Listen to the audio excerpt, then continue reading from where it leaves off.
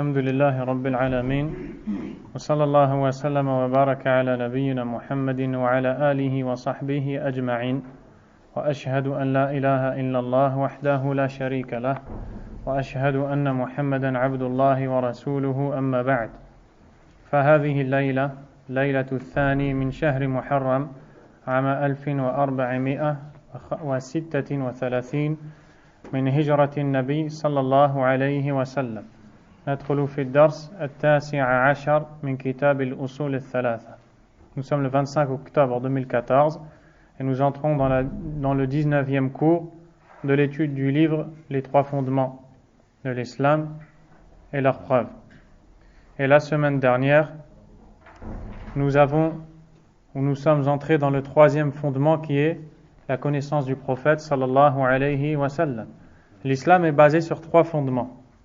La connaissance d'Allah tabaraka wa ta'ala, la connaissance du prophète sallallahu alayhi wa sallam et la connaissance de l'islam, les règles, ce qui est interdit, ce qui est illicite. Ce sont les fondements de la religion. Et donc, la semaine dernière, nous avons parlé de la connaissance du prophète sallallahu alayhi wa sallam. Nous avons montré que chaque croyant doit connaître le prophète sallallahu alayhi wa sallam. Au minimum, il doit savoir 5 choses. Et on les a dit. Premièrement, il doit connaître son prénom, le nom de son père, de son grand-père, au minimum. Muhammad ibn Abdullah, ibn Abdul Muttalib, ibn Hashim. Et savoir d'où est-ce qu'il vient. Il doit savoir d'où est-ce qu'est venu le prophète sallallahu alayhi wa sallam. Ce n'est pas normal qu'un musulman ne connaisse pas d'où vient le prophète alayhi salatu wa sallam. Et aussi, on a vu qu'il est venu de Mecca, il est né à Mecca sallallahu alayhi wa sallam. Où est-ce qu'il a immigré? À Médine, al-Madina sallallahu alayhi wa sallam. On doit connaître l'âge qu'il a sallallahu alayhi wa sallam, ou du moins l'âge qu'il a eu, combien de temps il a vécu, quand est-ce qu'il est devenu prophète, à quel âge? À 40 ans. Jusqu'à 63 ans, il est mort, sallallahu alayhi wa sallam. Qu'est-ce qu'Allah lui a révélé comme verset, comme ayah? Premier verset qu'Allah lui a révélé? Iqra. Lis les 5 premiers versets de Surat Al-Alaq, l'adhérence, Surat numéro 96 du Coran. On a vu aussi qu'on doit savoir pourquoi est-ce qu'il a été envoyé. Il a été envoyé comme tous les autres prophètes pour appeler les gens à adorer Allah Azza wa Jal, à se soumettre à Allah subhanahu wa ta'ala, à reconnaître sa puissance, sa grandeur et avant tout son droit à l'adoration Azza wa Jal, le droit à l'adoration d'Allah. Il a été envoyé pour inviter les gens à reconnaître la ma'bouda bihaqqin illa Allah, qu'aucune divinité en vérité ne mérite l'adoration à part Allah. La tas'al illa Allah, la tad'u illa Allah. Tu ne demandes qu'à Allah, tu n'invoques que Allah. C'est pour cela qu'il a été envoyé sallallahu alayhi wa sallam. L'auteur a dit, قال المؤلف رحمه الله بعثه الله بالنذارة عن الشرك ويدعو إلى التوحيد والدليل قوله تعالى يا أيها المدثر قم فأنذر وربك فكبر وثيابك فطهر والرجز فاهجر ولا تمنن تستكثر ولربك فاصبر. ومعنى قم فأنذر ينذر عن الشرك ويدعو إلى التوحيد وربك فكبر أي عظمه بالتوحيد وثيابك فطهر أي طهر أعمالك من الشرك والرجز فاهجر. الرجز هي الأصنام وهجرها بمعنى تركها والبراءة منها وأهلها. أخذ على هذا 10 سنين يدعو إلى التوحيد وبعد 10 عرج به إلى السماء وفرضت عليه الصلوات الخمس sallallahu alayhi wa sallam. Si quelqu'un peut... Est-ce qu'il y a un livre ici en français? dans l'armoire. Non. C'est bon. Donc, il dit, rahimahullah,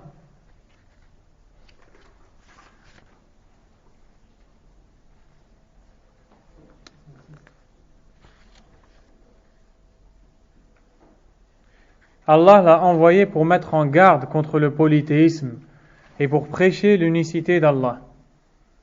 Tous les prophètes ont été envoyés pour cela.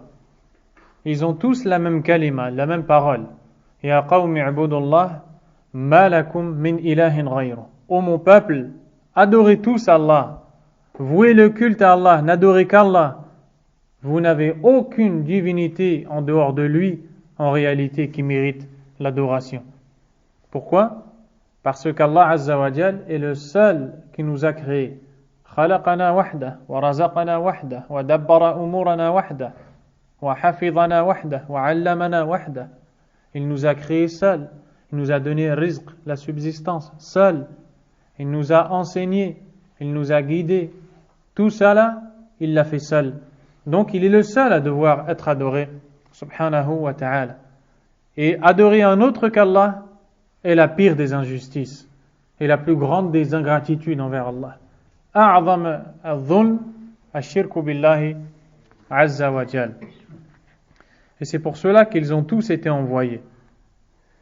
Et Allah tabaraka wa ta'ala lui a dit Ya ayyuhal muddathir qum fa'anzir. Ce qui veut dire ô toi le revêtu d'un manteau, lève-toi et avertis. Pourquoi est-ce qu'Allah l'a appelé comme ça? Parce que quand il a reçu la visite de Jibril alayhi salam pour lui annoncer qu'il est devenu un prophète, il est descendu de la grotte où il était et il a couru chez sa femme Khadija radiyallahu anha et il a dit aux gens de sa famille Zammilouni, zammilouni, dathirouni, dathirouni, ay ghattouni, ghattouni. Couvrez-moi, couvrez-moi. Et donc quand ils l'ont couvert, par la suite Allah lui a révélé ce verset Ya ayyuhal muddathir anta al-mughatta. Ô toi qui es revêtu d'un manteau qui est couvert. Qum. يعني الآن عندك عمل وظيفة. أنت رسول. قم. ماذا تفعل؟ فأنذر. أنذر الناس. خوفهم بالله عز وجل. Il dit, ce qui veut dire lève-toi et avertis. C'est-à-dire lève-toi à partir de maintenant, un grand travail t'attend. Tu dois appeler les gens à l'adoration d'Allah tabaraka wa ta'ala. À partir de ce jour-là, tu ne connaîtras pas le repos. Tu vas travailler tous les jours et toutes les nuits, et chaque instant, à chaque endroit, tout le temps. Tu appelleras les gens à adorer Allah Azza wa Jal. Qum fa'anzir. Lève-toi et avertis. Qu'est-ce que veut dire avertis? C'est-à-dire, avertis les gens que si ils continuent à adorer les idoles, à ibadatul asnam, min dunillah, au lieu d'invoquer Allah tabaraka wa ta'ala, avertis-les qu'un châtiment douloureux les attend de la part de celui qui les a créés, eux et leurs idoles. Montre-leur que s'ils continuent dans ce chemin, ils seront voués à la perte, ils seront perdus. Wa rabbaka fakabbir. Proclame la grandeur de ton Seigneur. ومعنى التكبير هنا التعظيم أي عظم الله عز وجل. Proclame la grandeur d'Allah, manifeste-le dans tes actions, dans tes paroles, dans ton comportement. Montre qu'Allah tabaraka wa ta'ala est immense, il est plus grand que tout, il est tout puissant, subhanahu wa ta'ala. Et appelle les gens à croire à ça et à l'adorer seul. وَثِيَابَكَ فَطَهِّرْ. Purifie tes vêtements. De quoi est-ce qu'il parle ici? Il ne parle pas des vêtements qu'on porte sur le corps, mais il parle du amal, des actions pieuses qui doivent être purifiées. Elles doivent être pures, on ne doit les faire que pour Allah Azza wa Jal. طهر أعمالك من الشرك واجعلها خالصة لله. Purifie tes vêtements, c'est-à-dire tes actes du polythéisme, de l'association. Et on peut nommer les actions libas, vêtements. Allah Azza wa Jalla a dit wa libasu taqwa dhalika khair. Wa taqwa al-amal as-salihah. فسماها لباسا. إذن وثيابك فطهر أي أعمالك الصالحة طهرها. Purifie tes vêtements, comme Allah Azza wa Jal a nommé taqwa, c'est-à-dire la piété. C'est un mot qui englobe toutes les bonnes actions. Il dit, subhanahu wa ta'ala, et le vêtement de la piété est meilleur. Les actions pour l'homme sont comme un vêtement pour lui. D'ailleurs, regardez, quand Adam alayhi salam a désobéi à Allah subhanahu wa ta'ala, Allah lui a enlevé ses vêtements subhanahu wa ta'ala. Donc celui qui fait des bonnes actions, c'est comme si qu'il était couvert. Et celui qui fait des péchés, c'est comme si qu'il était découvert. Donc ces vêtements, ce sont les actions. Il faut les purifier. De quoi? Du shirk billah, de l'adoration d'autre qu'Allah. Écarte-toi de toute souillure. Warrujza fahjur. Et écarte-toi de toute souillure, c'est-à-dire ibta'id anil asnam. Wa ba'idha ank. Éloigne-toi de ces idoles et éloigne-les de toi. Jusqu'à la fin des versets qui ont été révélés par Allah tabaraka wa ta'ala. Donc dans ce verset, Allah azza wa jal appelle le prophète sallallahu alayhi wa sallam et lui donne l'ordre, à partir de la révélation de ce verset, de remplir ce devoir, cette mission, d'appeler les gens à Allah azza wa jal, et c'est la religion de tous les prophètes. Le prophète sallallahu alayhi wa sallam a appelé les gens à Allah à Mecca pendant 10 ans sans aucune autre obligation, ni la prière, ni la zakat, ni le pèlerinage, ni rien de tout ça. C'est-à-dire les 10 premières années qu'il a passées à Mecca de 40 ans à 50 ans, il ne faisait que de dire aux gens Ayyuhan nas, qulu la ilaha illallah tuflihu. Ô vous les gens, dites que le seul qui mérite l'adoration est Allah, et alors vous réussirez. Et les gens lui répondaient Aja'ala al-alihata ilahan wahida inna hadha la shay'un ujab. Va-t-il réduire nos divinités à une seule divinité? C'est vraiment étonnant. Ils n'ont pas accepté. Et le prophète a continué sallallahu alayhi wa sallam pendant 10 ans. 10 ans après, Allah tabaraka wa ta'ala l'a élevé. Il a traversé le premier ciel, deuxième jusqu'au septième, sallallahu alayhi wa sallam. Il a rencontré tous les anges. Il a rencontré tous les prophètes. Il a vu le paradis, il a vu l'enfer. Il a vu la maison dans laquelle il va vivre au paradis. Tout cela en étant vivant avec son corps. Et ce n'est pas un rêve. Sallallahu alayhi wa sallam. Et d'ailleurs, quand le prophète alayhi salatu wa sallam est monté la nuit de l'ascension nocturne, quand il est redescendu, il est allé voir Quraysh et il leur a dit, j'ai vu le paradis, l'enfer, les anges, les prophètes, j'ai été à Bayt al-Maqdis, la maison sacrée, l'endroit sacré qui se trouve en Palestine, et ensuite j'ai traversé les 7 cieux, et ils ont commencé à rire et à se moquer de lui. Et ils ont été voir Abu Bakr radiyallahu anhu. Ya Abu Bakr, sami'ta madha yaqulu sahibuka hadha? Est-ce que tu as entendu ce que ton camarade a dit? يقول بأنه ذهب إلى البيت المقدس ثم عرج به إلى السماء السابعة ورأى الملائكة والجنة والنار. Il dit qu'il a été jusqu'en Palestine en une nuit. Ensuite il est monté les 7 ciels. Ensuite il a vu le paradis, l'enfer, les anges et tous les prophètes. Abu Bakr radiyallahu anhu a dit وإني أصدقه في أعظم من هذا أصدقه في أنه ينزل إليه الوحي من السماء. Abu Bakr a dit, moi je crois à quelque chose de plus grand que ça encore. Je crois qu'il reçoit la révélation qui vient du ciel. Et c'est pour ça qu'on l'a appelé Abu Bakr as-Siddiq. As-Siddiq, ça veut dire celui qui croit en la véracité de celui qui lui a donné une information. Et c'est dans cette nuit-là qu'Allah tabaraka wa ta'ala lui a légiféré les 5 prières. Et le hadith, il est connu. Le prophète sallallahu alayhi wa sallam a rencontré Moussa au 5e ciel. Et une erreur peut-être? Au 6e ou au 5e?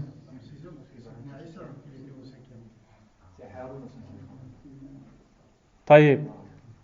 Au 6e ciel. Vous êtes sûr? Taïb. Le prophète sallallahu alayhi wa sallam a rencontré Moussa au 6e ciel. Et donc il est monté, il a parlé avec Allah subhanahu wa ta'ala.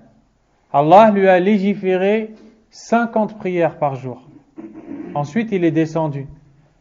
En chemin, il a rencontré Moussa alayhi salam. Moussa lui a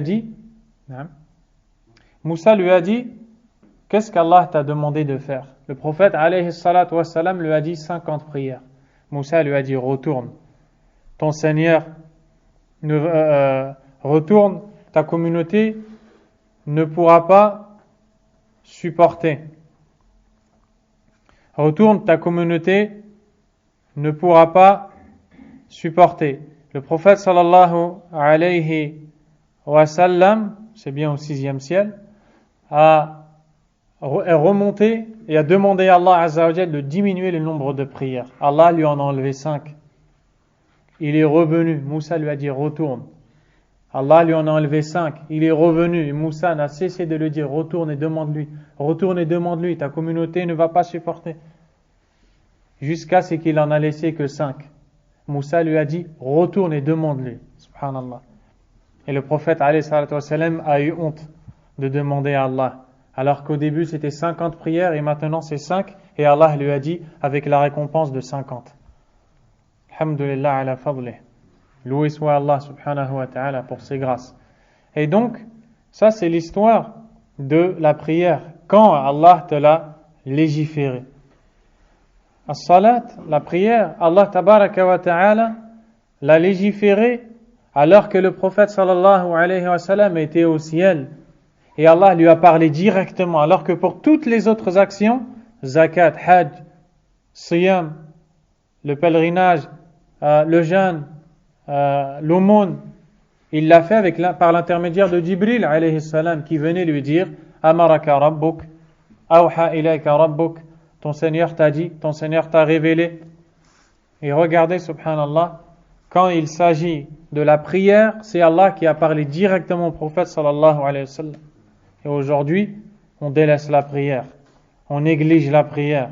Qu'Allah tabaraka wa ta'ala nous pardonne. Nas'Allah an yaghfira lana wa yahdiyana ilayh. L'imam a dit وصلى في مكة 3 سنين إذن استكمل 13 سنة وبعدها أمر بالهجرة إلى المدينة. L'auteur a dit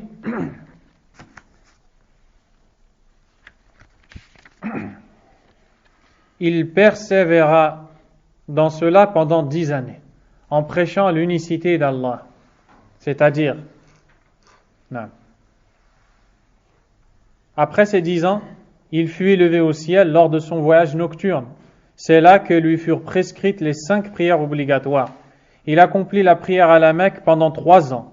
Puis il reçut l'ordre de l'Hégire. L'Hégire, c'est l'émigration vers Médine. Donc, on voit bien que le prophète alayhi salatu wa salam est resté à Mecca pendant 13 ans. 10 ans sans autre chose que l'ordre du tawhid. Et ensuite la prière pendant 3 ans, ce qui fait 13 ans. Ça t'enseigne quelque chose de très important. C'est que la plus importante chose qu'on doit apprendre et étudier, c'est le monothéisme, l'unicité d'Allah Azza wa Jal. La preuve, les compagnons ont vécu 10 ans avec le prophète sallallahu alayhi wa sallam. Ils n'ont appris que ça. Une fois qu'ils ont appris ça, ils étaient prêts à accepter le reste. لأن الذي ليس له توحيد في القلب ليس مستعدا أن يقبل غيره. Celui qui n'a pas le tawhid ancré dans le cœur, il n'est pas prêt à accepter le reste. C'est pour cela que les prêcheurs de l'égarement se trompent dans leur façon de prêcher et n'ont pas de baraka.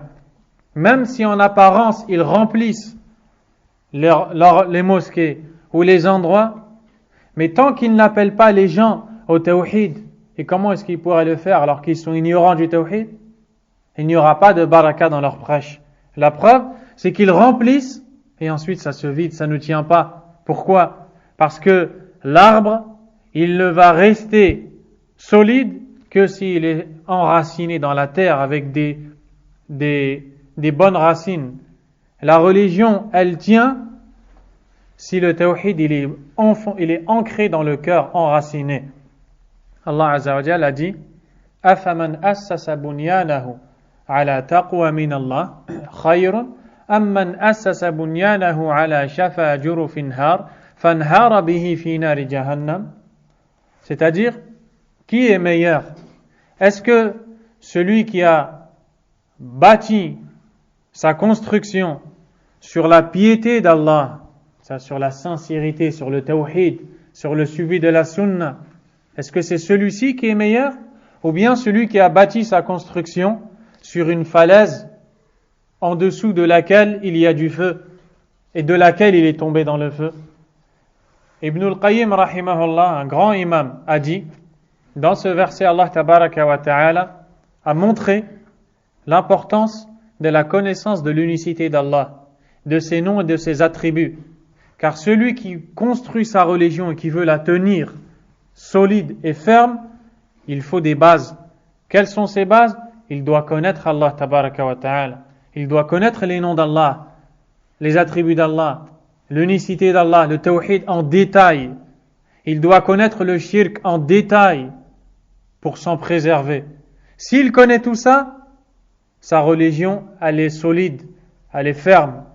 Alors que l'autre, c'est comme si qu'il a construit il a édifié une construction, une maison sur une colline ou sur une falaise et il n'y a rien en dessous pour tenir. Et en plus de ça, en dessous de cette falaise, qu'est-ce qu'il y a? Il y a du feu. Il va vivre un instant comme ça, sa maison va tomber et lui avec va tomber. Celui qui ne vit pas avec le tawhid, le monothéisme, l'unicité d'Allah tabaraka wa ta'ala et qui n'étudie pas le tawhid aura forcément un manque. Et c'est la première chose à laquelle on doit prêcher. La dernière chose est l'ensemble de toutes les choses. Et si vous regardez la vie du prophète sallallahu alayhi wa sallam, vous verrez que depuis le jour où Allah Azza wa Jalla lui a dit « Qum fa anzir » lève-toi et avertis, toutes ces kalimas, toutes ces paroles qui sont sorties de sa bouche, toutes ces actions, tout ce qu'il a fait, c'est pour sauver le tawhid d'Allah tabaraka wa ta'ala, kalimatu la ilaha illallah. Et après cela, des gens arrivent et disent que on peut apprendre cette science en 5 minutes ou en un jour et on peut passer à autre chose et arrêter de parler de cela, arrêter de parler de ceci et de cela. Les musulmans souffrent, leur sang coule. Au lieu de parler de ces choses-là, vous parlez tout le temps de la même chose. Eh bien, cette compréhension, c'est une erreur, mes frères. Wallahi, c'est une erreur. Car le prophète sallallahu alayhi wa sallam a vécu dans une époque où les gens étaient noyés dans le péché. Ils désobéissaient à Allah Azza wa Jal. Ils consommaient de l'alcool. Ils commettaient la fornication, zina. Ils tuaient les gens. Ils volaient les biens. Ils tuaient les filles vivantes. Dès que la femme accouchait, elle regardait. Si c'était une fille, l'homme la prenait, la jetait, il l'enterrait. Il n'aimait pas les filles. Vous avez vu dans quoi est-ce que le prophète vivait? Quand il est arrivé, sallallahu alayhi wa sallam, Allah tabaraka wa ta'ala lui a dit Qum fa anzir, alaykum salam. Lève-toi et avertis. Appelle les gens à l'adoration d'Allah. Subhanallah. Pourquoi est-ce qu'il n'a pas dit à Allah Qum fa qul linnas bi annahu la yajuzu lahum qatlu al-banat wa la yajuzu lahum shurb al-khumur wal qatl wa sariqa. Pourquoi est-ce qu'Allah ne lui a pas dit va dire aux gens qu'il est interdit de forniquer, de voler, de piller, d'assassiner, de tuer les filles vivantes? Pourquoi? Parce que la base de tout, c'est l'adoration d'Allah. Le plus grand crime, la chose la plus mauvaise, c'est d'adorer un autre qu'Allah, subhanahu wa ta'ala. Ashirku billah, a'zamu wa akbaru wa akhtar min qatl al-banat. Wa in kana qatl al-banat 'aziman 'inda Allah. Même si tuer les filles, c'est très grave chez Allah. Adorer un autre qu'Allah, c'est pire. Celui qui jure par un autre qu'Allah, azza wa jal, et qui dit wa ra's ummi, il dit je jure sur la tête de ma mère, de mon père, la tombe de. Celui qui jure comme ça, c'est pire qu'assassiner quelqu'un chez Allah. Wallahi wa rabbil Ka'ba. C'est pire que de tuer quelqu'un. Si tu vois quelqu'un tuer une personne dehors, qu'est-ce que tu vas dire? Mais si tu vois quelqu'un jurer par un autre qu'Allah, azza wa jal, est-ce que tu vas réagir de la même façon? À cause de quoi? À cause des prêcheurs à l'égarement. Ceux qui ne savent pas appeler les gens à l'islam, car ils n'ont pas étudié l'islam, car ils sont fainéants, ils ne veulent pas étudier, ils veulent juste parler dans la religion, mais ils ne savent même pas de quoi ils parlent. Et ça n'a rien à voir avec la voix du prophète Muhammad sallallahu alayhi wa sallam. Le prophète sallallahu alayhi wa sallam a vécu pendant 13 ans à Mecca, il appelait les gens.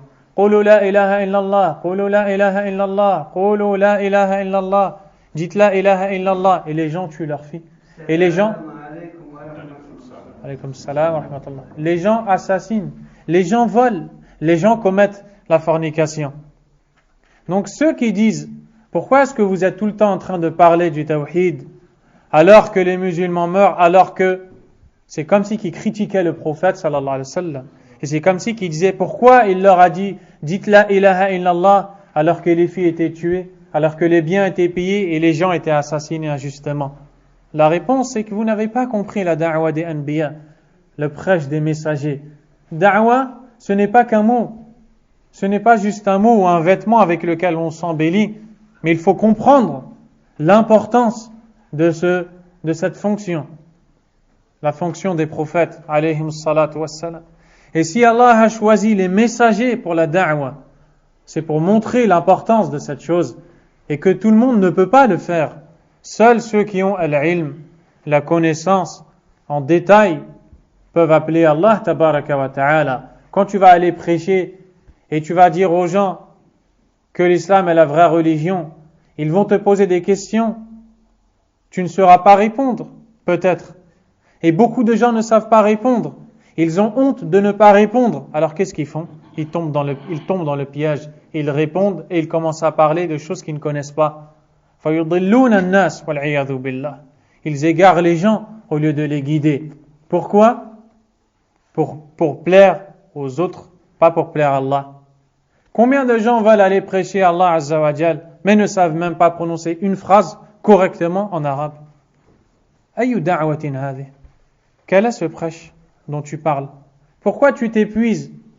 Tu perds ton temps à aller faire telle et telle chose, alors que Suratul Fatiha, tu ignores son sens. Pourquoi tu te donnes un rôle que tu n'as pas, alors que un hadith, tu ne connais pas ce qu'il veut dire? Mada taqulu lillahi azza wa jal. Tu ne t'es même pas sauvé de l'enfer toi-même que tu veux sauver les autres. À l'image de quelqu'un qui veut appeler les gens à Allah, à l'image de quelqu'un, na'am, qui veut aller soigner un malade. Il vient à l'hôpital, il se met à côté du malade, il aimerait tant le soigner, mais il ne connaît rien de la médecine et il reste debout devant lui. Qu'est-ce que tu fais là? J'ai envie de le soigner. Soigne-le. Je ne sais pas comment faire. Je ne sais pas quelle maladie il a. Et toi, tu es malade. Toi, tu es malade. Soigne-toi et soigne les autres après quand tu seras capable. Nas'Allah Azza wa Jal min fadlih. Cette chose-là, c'est important. C'est très important de la comprendre. Wallahi. Car on vit dans une époque où les gens de la bid'a, les innovateurs, wal'iyadhu billah, essayent d'éloigner les gens de la sunna, d'éloigner les gens du tawhid, en disant ces gens-là sont durs, ces gens-là ne pensent que à faire du mal pour les musulmans, ces gens-là ne veulent que diviser les musulmans, ces gens-là sont wahhabiyya. et il leur donne des noms et ainsi de suite. Et tout cela n'a rien à voir. بيننا وبينكم كتاب وسنة نفتح القرآن ونقرأ ماذا يقول ونقرأ السنة. On lit le Coran, on lit la Sunna et on regarde ce qui s'y trouve et on s'y conforme et le met en pratique. وبعدها أمر بالهجرة إلى المدينة. Et après, il a reçu l'ordre d'Allah, subhanahu wa ta'ala, d'émigrer vers Médine. Al-Hijra, l'émigration, وَمَا أَدْرَاكَ مَا هِيَ. Et ô combien est importante cette adoration qui est l'émigration. Al-Sheikh Al-Uthaymin rahimahullah ta'ala a dit qu'Allah tabaraka wa ta'ala a ordonné à son prophète sallallahu alayhi wa sallam de quitter la ville de Mecca et de se rendre à Médine. Parce que dans la ville de Mecca, il l'empêchait de pratiquer sa religion correctement, comme Allah le voulait. Il l'empêchait de prêcher à la vérité. Il battait les musulmans. Dès qu'il y avait un nouveau converti, il le battait. Ils en ont même tué, juste parce qu'il disait la ilaha illallah. Il reconnaissait l'unicité d'Allah, subhanahu wa ta'ala. Au mois de Rabi' al-Awwal, de l'an 13 de la bi'tha, c'est-à-dire de l'envoi en tant que messager, le prophète avait 53 ans, sallallahu alayhi wa sallam. Le prophète a immigré, il a quitté la Mecque et il a été à Médine, sallallahu alayhi wa sallam. Mecca était la ville préférée, le meilleur endroit au monde dans le cœur du prophète, sallallahu alayhi wa sallam. Allah tabaraka wa ta'ala lui a donné l'ordre de quitter cette ville et d'aller à Médine pour s'y installer. Ceci après avoir vécu 13 ans à Mecca. Il a donné, il a dépensé, il s'est fatigué, il a enduré. Sallallahu alayhi wa sallam. Il a appelé les gens à Allah avec science. Il a appelé les gens à Allah tabaraka wa ta'ala avec connaissance. Il a enseigné aux gens les bases de la religion. Alayhi salatu wa salam. Mais Allah a dit وَقَالَ الَّذِينَ كَفَرُوا لَا تَسْمَعُوا لِهَذَا الْقُرْآنِ وَالْغَوْا فِيهِ لَعَلَّكُمْ تَغْلِبُونَ. الغوا فيه أي إذا سمعتم قراءته ارفعوا أصواتكم حتى لا تسمعوا قراءته. Allah tabaraka wa ta'ala a dit, ce qui veut dire, et les mécréants ont dit, n'écoutez pas ce Coran et faites du bruit quand il le récite, ainsi vous vaincrez. C'est-à-dire, ne l'écoutez pas, n'écoutez pas la vérité. Et s'il récite devant vous, faites du bruit, parlez fort, levez la voix, pour que vous ne l'écoutiez pas et pour que les gens ne l'entendent pas aussi. Donc Allah Azza wa Jal l'a demandé de quitter Mecca. Il a obéi à Allah subhanahu wa ta'ala et il a quitté, il s'est rendu à Médine sallallahu alayhi wa sallam. Et dans le chemin, sallallahu alayhi wa sallam, le chemin, il faut savoir que l'émigration a pris 12 jours. C'est-à-dire que pendant 12 jours, comme l'a dit Ibn al-Qayyim rahimahullah, le prophète marchait de la Mecque vers Médine dans un désert avec des rochers rouges, des pierres rouges. Ceux qui ont été l'ont vu dans la route. Pendant 12 jours, sallallahu alayhi wa sallam. Et quand ils sont arrivés dans la grotte pour se cacher en cours de route, les kuffars de Quraysh sont allés aux trousses du prophète sallallahu alayhi wa sallam pour le rattraper, parce qu'ils savent que s'il quitte Mecca et qu'il va s'installer à Médine, les musulmans vont se renforcer et peut-être qu'ils vont revenir après, reconquérir la Mecque. Donc ils ont été pour le rattraper. Le prophète était caché dans la grotte avec Abu Bakr radiyallahu anhu. Et les kuffars sont arrivés. Ils se sont rapprochés de la grotte. Si bien que si l'un d'entre eux regardait à l'endroit de ses pieds, il les aurait vus. Ils étaient devant eux comme moi je suis devant toi. Et pourtant Allah Azza wa Jal les a aveuglés. Non pas avec les toiles d'araignée, ni avec les oiseaux ou autres. هذه قصص ضعيفة ليست بصحيحة. Ces choses-là sont infondées. Il n'y a pas la toile d'araignée, ni les pigeons, ni rien de tout cela. Mais Allah tabaraka wa ta'ala a fait qu'ils ne l'ont pas vu, sallallahu alayhi wa sallam. Abu Bakr radiyallahu anhu a dit, Ya Rasulallah, لو في المعنى لو أبصر أحد منهم إلى قدميه لأبصرنا. Ô messager d'Allah, si l'un d'entre eux regarde à l'endroit de ses pieds, il va nous voir. Le prophète alayhi salatu wa salam lui a dit, Ma dhannuka bithnayn, Allahu thalithuhuma. Ô Abu Bakr, que dis-tu de deux individus dont Allah est le troisième qui les accompagne? C'est-à-dire, est-ce que tu crois qu'on va être perdu? Nous sommes deux, ils sont pleins, mais Allah est avec nous, subhanahu wa ta'ala. Puis il lui a dit, La tahzan, inna Allah ma'ana. Ne t'attriste pas, Allah est avec nous. Ta'ammal, médite cette parole. Pourquoi est-ce qu'il ne lui a pas dit, La takhaf, inna Allah ma'ana. N'aie pas peur, Allah est avec nous. Abu Bakr radiyallahu anhu, imam fi tawhid, imam fi ta'zimillah. C'est un imam, un guide, un exemple, un modèle dans la concrétisation, dans la mise en pratique du tawhid. Il ne craint qu'Allah azza wa jalla, il n'a pas peur. Il est triste pour le prophète sallallahu alayhi wa sallam, c'est tout. C'est tout ce qui le préoccupe. Que s'ils le voient, ils feront du mal au prophète sallallahu alayhi wa sallam. C'est pour ça qu'il a été attristé. À part ça, il n'a peur de personne. C'est pour ça que le prophète lui a dit La tahzan, ne t'attriste pas, et ne lui a pas dit La takhaf, li'annahu ma kana yakhaf, radiyallahu anhu. Il n'avait pas peur qu'Allah azza wa jalla l'agrée. Puis Allah les a protégés, ils sont arrivés à Médine et ils s'y ont installés. L'auteur a dit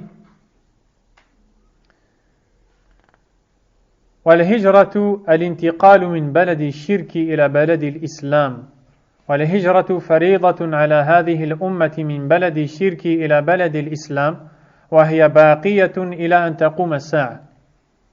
والدليل قوله تعالى إن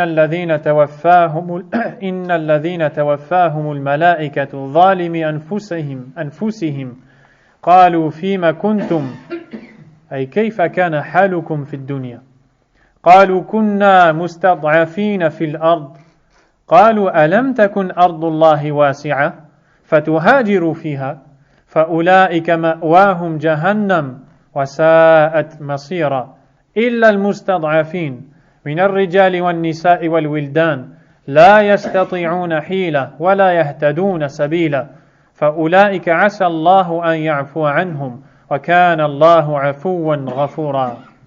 L'auteur a dit l'hégire est l'émigration d'un pays mécréant vers un pays musulman. L'hégire est obligatoire à tout membre de cette communauté et le restera jusqu'à ce que la dernière heure survienne. La preuve en est la parole d'Allah Azza wa Jal, c'est la traduction. Ceux qui se sont fait du tort à eux-mêmes, les anges recueilleront leurs âmes et diront, où en étiez-vous dans votre religion? Ils diront, nous étions contraints et maltraités sur terre. La terre d'Allah n'était-elle donc pas assez vaste pour que vous puissiez émigrer?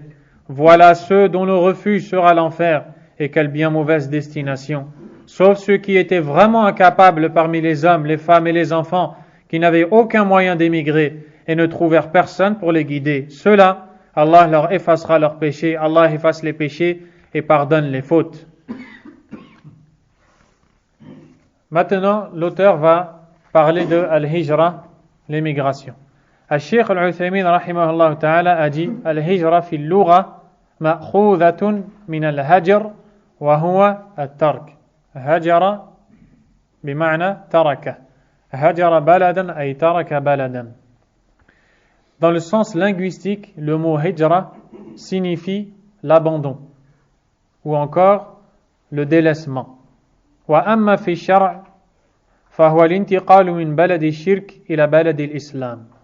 Quant au sens religieux de l'émigration, c'est le fait d'abandonner le pays de shirk, de mécréance, pour rejoindre le pays de l'islam.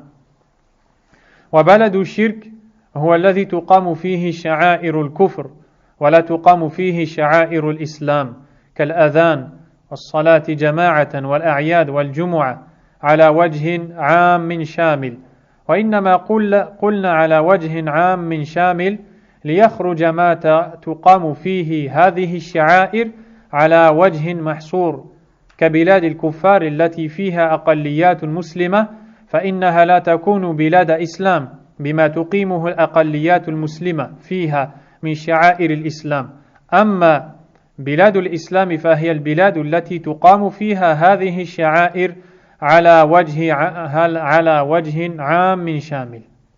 Ce qui est voulu par l'émigration, c'est le fait de délaisser le pays de shirk, de mécréance, pour rejoindre le pays de l'islam. Le pays de mécréance ou de shirk est celui dans lequel on y voit les symboles ou les emblèmes de la mécréance qui sont mis en pratique et dans lequel les emblèmes de l'islam, les choses qui sont légiférées par Allah, qui sont un symbole de l'islam, ne sont pas mises en pratique, comme l'appel à la prière en groupe, les prières du Eid, le Jumu'ah, de façon générale, c'est-à-dire dans tout le pays. C'est-à-dire qu'il dit, rahimahullah, que le pays musulman, islamique, c'est le pays dans lequel entièrement il y a salat al-Jumu'ah, il y a l'appel à la prière, il y a la prière du Eid, dans tout le pays, sur toute la surface du pays. Il donne cette condition pour dire que dans certains pays de kuffar, il y a ces choses-là, mais chez des minorités, dans quelques coins, mais pas dans tout le pays. Ce n'est pas un symbole pour le pays entier. C'est comme ça qu'on reconnaît un pays musulman. Il dit que les autres pays sont les pays du kufr, de la mécréance. Puis il dit الهجرة واجبة على كل مؤمن لا يستطيع إظهار دينه في بلد الكفر فلا يتم إسلامه إذا كان لا يستطيع إظهاره إلا بالهجرة وما لا يتم الواجب إلا به فهو واجب. L'émigration est une obligation qui incombe à chaque musulman ne pouvant pas mettre en pratique tout ce qu'Allah Azza wa Jal lui a légiféré dans le pays de mécréants. Ainsi, son islam ne deviendra complet que lorsqu'il mettra en pratique de façon apparente et non cachée sa religion. Car le moyen qui mène à l'obligation est lui-même une obligation. Donc si pour mener cette obligation, il faut employer ce moyen de quitter cet endroit devient une obligation. قال الشيخ العثيمين رحمه الله في هذه الآية دليل على أن هؤلاء الذين لم يهاجروا مع قدرتهم على الهجرة أن الملائكة تتوفاهم وتوبخهم وتقول لهم ألم تكن أرض الله واسعة فتهاجروا فيها وأما العاجزون عن الهجرة من المستضعفين فقد عفى الله عنهم لعجزهم عن الهجرة ولا يكلف الله نفسا إلا وسعها. Le cheikh dit dans ce verset, celui que vous venez d'entendre, Allah tabaraka wa ta'ala nous donne une preuve que ceux qui n'ont pas émigré, malgré la capacité qu'ils avaient à le faire, les anges qui retireront leurs âmes leur diront, la terre d'Allah n'était-elle pas assez vaste pour que vous puissiez émigrer? Quant à ceux qui étaient incapables, Allah Azza wa Jal leur pardonnera car il n'impose pas à une âme ce qu'elle ne peut pas supporter. Les savants du tafsir, et vous retournerez si vous voulez au tafsir d'Ibn Kathir rahimahullah, ont dit que ce verset est révélé à des personnes qui n'ont pas quitté Mecca alors qu'elles pouvaient le faire. Elles devaient sortir de Mecca et rejoindre les musulmans à Médine, mais elles sont restées à Mecca. Allah tabaraka wa ta'ala a révélé ce verset pour blâmer ces personnes, ceux qui se sont fait du tort à eux-mêmes.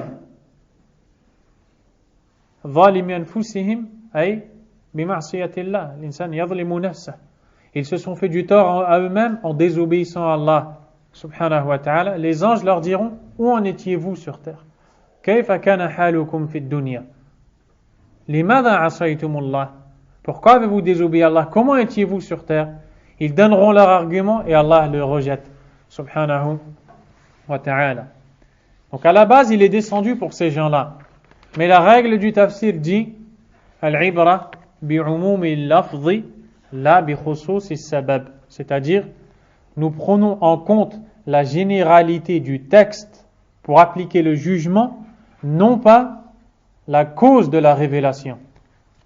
Ibrahim? On prend en compte pour appliquer le jugement la généralité du texte, pas la cause de la révélation. Car si on dit que la cause de la révélation de ce verset, ce sont ces personnes qui n'ont pas émigré, on dirait, c'est la cause.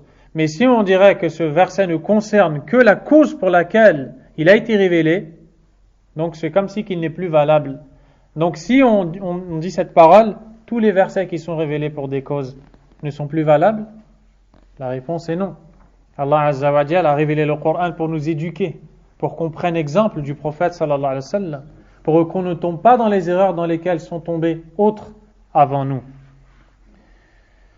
Wa qawluhu ta'ala Ya ibadiya alladhina amanu inna ardi wasi'atun fa iyaya fa'budun. قال البغوي رحمه الله تعالى عليكم السلام سبب نزول هذه الآية في المسلمين الذين بمكة لم يهاجروا ناداهم الله باسم الإيمان. Deuxième verset, la traduction.